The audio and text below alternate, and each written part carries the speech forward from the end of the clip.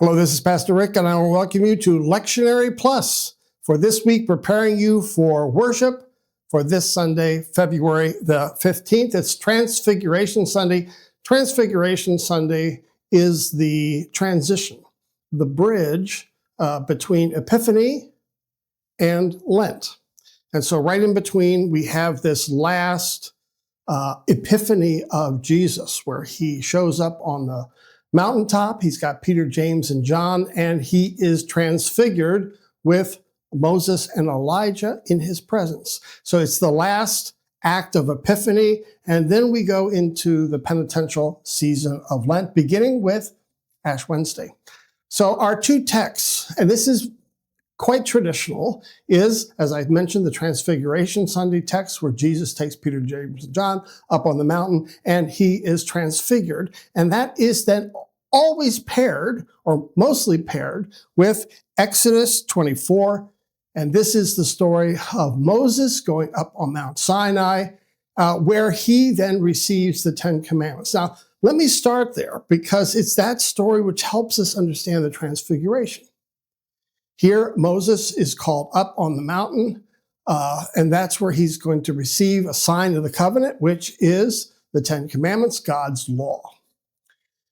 There's a conversation, as we all remember, down in the valley, and Aaron is there, and he gives Aaron charge over the people, and he's going to go up on the mountain. Now, here's what happens. He goes up on the mountain, and people can see. They can see the mountain and they can see the storm clouds. That's the way they saw it, and the lightning and the thunder. And it was terrifying. And so the conclusion down in the valley with Aaron is that Moses has been killed. I mean, he's up there for way too many days. He's gone. The leader's not gone. And we know what happens to groups when the leaders vanish. What's the old saying? You kill the shepherd and the sheep scatter. And that's what's happening down in the valley, where Aaron all of a sudden realizes they've been abandoned. Remember, they interpret this religiously. They've been abandoned by Yahweh. They've been abandoned by God. And therefore, to calm people down, he then built the calf, a golden calf. And that was a religious symbol they knew from back in Egypt. So it brought them comfort to have Aaron do this. Well, he built an idol. At the same time, he's building the idol down the valley. Moses is up on the mountain with Joshua. Joshua's mentioned and he goes up with Moses. We often forget that because he plays no role in the rest of this one story cycle. He goes up there, he receives the Ten Commandments and comes down the valley with this new covenant with God, and he is glowing. So he has been in the presence of God. And because he is taken in God's presence, he's lit up like a light bulb. In fact, so lit up is Moses, they have to put a veil on his face. They say, "Come on, Moses, we can't even look at you." That's what happens when you're in the presence of God. I should mention that at one time, we always have said you can't see God and live. And so often the story is told that he was in the presence of God, or as one side of the story says, he saw the backside of God. He just saw the backside. That's all he could take. But again, he's glowing with this Shekinah glory, which we would say is a sign of the Holy Spirit. It's the same Shekinah glory that then appears in the tabernacle when they dedicate it in the wilderness. It's the same Shekinah glory of the Holy Spirit that is there for the first temple and, of course, at Pentecost. So that's that whole cycle. And then you go into the Transfiguration. And here, once again, Jesus now is lit up. He is completely transformed in front of the disciples, and they're seeing him, and they just don't know what to make of it.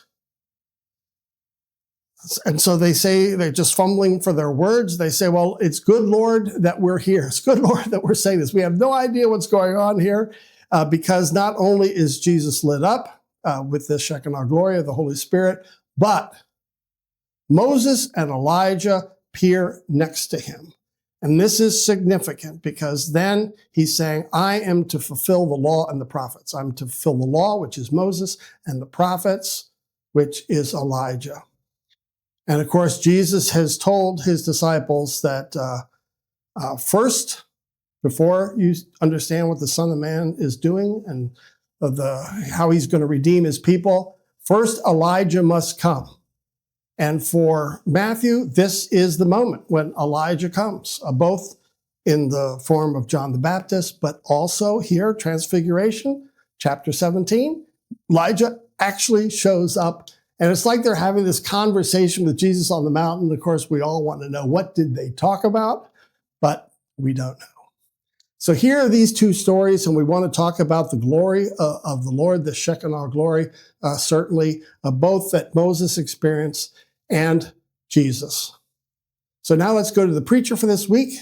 And I'm preaching, and let me talk a little bit about what direction the sermon might take. Hello, this is Pastor Rick, and I'm going to be preaching this week on this Transfiguration Sunday. You've already heard about the two stories about Jesus being transfigured in front of the disciples and about Moses, who has received all the 10 Commandments, but then because he's in the presence of God, he is also shining with this glory.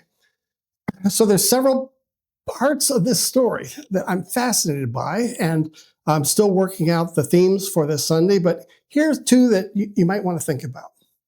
The first is when Moses goes up on the mountain, it's not his glory.